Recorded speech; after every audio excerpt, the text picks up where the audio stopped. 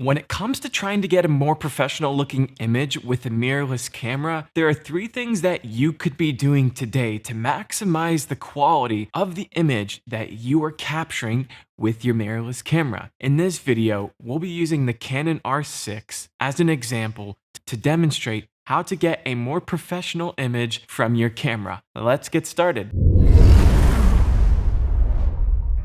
Today, we'll be using the Canon R6 to demonstrate 3 things that you could be doing today to get a better looking image out of camera. Let's get started. The first of 3 things that you could be doing today to get a better image out of your camera begins with your camera settings. To maximize the image quality that's coming out of your camera, in this case, the Canon R6, you'll want to make sure that you are using the built-in log features of your camera. At this point, most of the Canon mirrorless cameras come stocked with Canon Log 3. Canon Log 3 will give you the most dynamic range out of your camera. Dynamic range will allow the camera to capture an image that is more natural to the human eye. The human eye can see both in the dark, shadowed areas of any place in the world and equally into the highlights, which would be your skies at any point in time. So when you go to a beach, you can see the sky and you can also see some of the shadows inside the waves.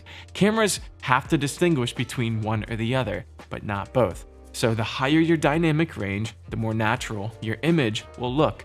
In order to maximize your dynamic range, you will need to be leveraging Canon Log 3. And to make sure that you're exposing your image correctly, I suggest using the waveform feature built into your camera. When you pull up Canon Log 3, turn your ISO to 800. This will be your base ISO. A camera will perform the best at the base ISO. When you're at 800 ISO, you can maximize your dynamic range. However, a good image is based upon your ability to expose the image properly. Now, with mirrorless cameras, there are 2 things you can do. You can get it right straight out of camera, or you can expose to the right. Naturally, most cinematographers will choose to expose their image to the right. That just means when you pull up your waveforms to monitor your exposure, you'll want to make sure that most of your information is shifted to the right side of your waveform. Naturally, your highlight should be sitting at 80% or 8% or closer towards the right side of the image. So when I tell you the best way to expose is to the right,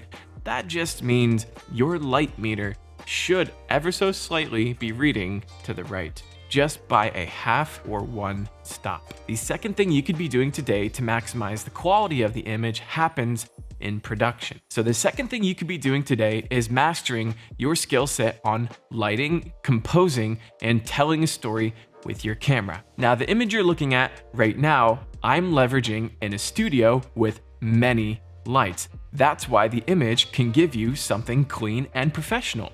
So I've maneuvered and manipulated my lighting to give me a more professional look while filming with the mirrorless camera, like you see now. And I'm also using a technique called Rembrandt lighting, backlighting, hair lighting, and key lighting with diffusion techniques.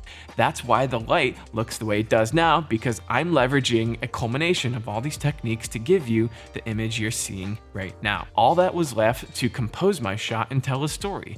So I used the rule of thirds. If you were to draw 2 lines horizontally and 2 lines vertically, you would notice I'm sitting right on the third. And this is where you want to place subjects when you're filming an interview. Now, when it comes to moving subjects, if you're in a wedding or real estate, you can still leverage the rule of thirds to get an equal horizon, as well as draw the focus of your audience to a certain subject and maximizing the impact of the video just by placing your subject on the left top third. The third thing that you could be doing today to maximize the quality of your image is investing in high quality lenses. And the lens I'm using right now that you're looking at is the Canon 1.2 50mm RF. Lenses that have a lot of glass will have less imperfections.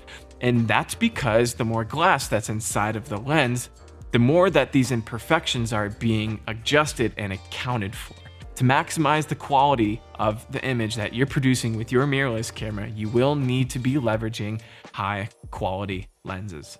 So let's recap the 3 things that you could be doing today to maximize the quality of the image that you are capturing with your mirrorless camera, like the Canon R6 or R7 or R10 or R whatever. Leverage the log features within your camera.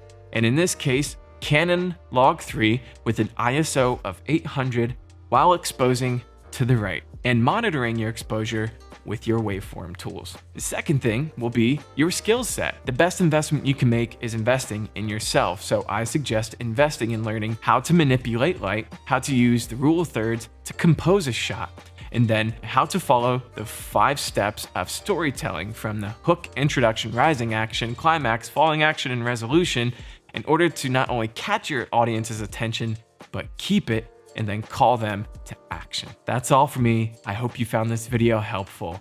Until next time, stay motivated, and I'll see you in the next video. Take care.